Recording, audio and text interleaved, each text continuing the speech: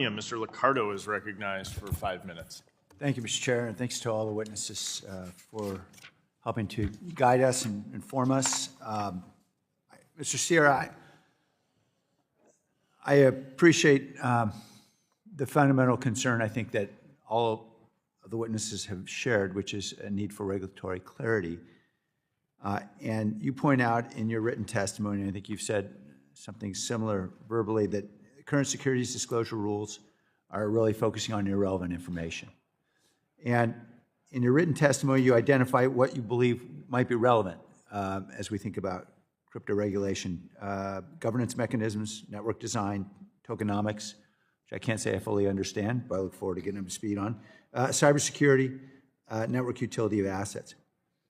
Is the CFTC equipped to regulate the disclosure of those features of a digital asset to ensure that those disclosures are full and fair and accurate? Thank you for your question. I think the core point that I'm trying to get across is the securities laws framework are designed under the premise that the value and existence of a security is dependent on an issuer. And in many contexts, for tokens that relate to decentralized networks where there's no issuer that's controlling the token, that premise is false and it's not surfacing the right information. I think we would have to update the disclosure regimes under either the SEC or the CFTC to be able to fully account for this, but the issuer-centric model has a wrong focus and the wrong approach to really get at what consumers of these digital assets need to be protected. And so regardless then, and I certainly understand and appreciate the point you're making, CFTC would need substantial, I mean, this is not the same as regulating pork bellies.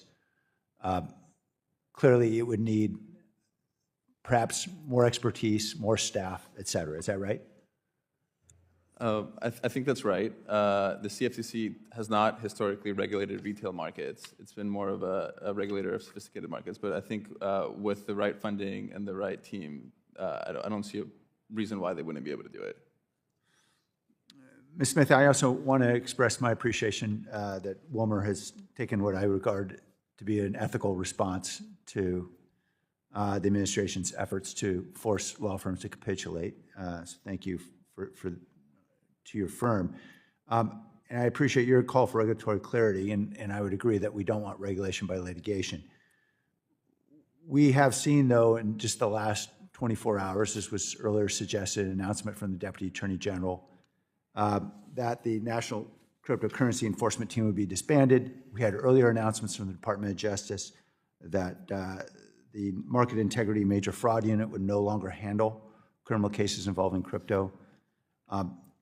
Is it fair to say that there are significant criminal uses of cryptocurrency that we should be concerned about?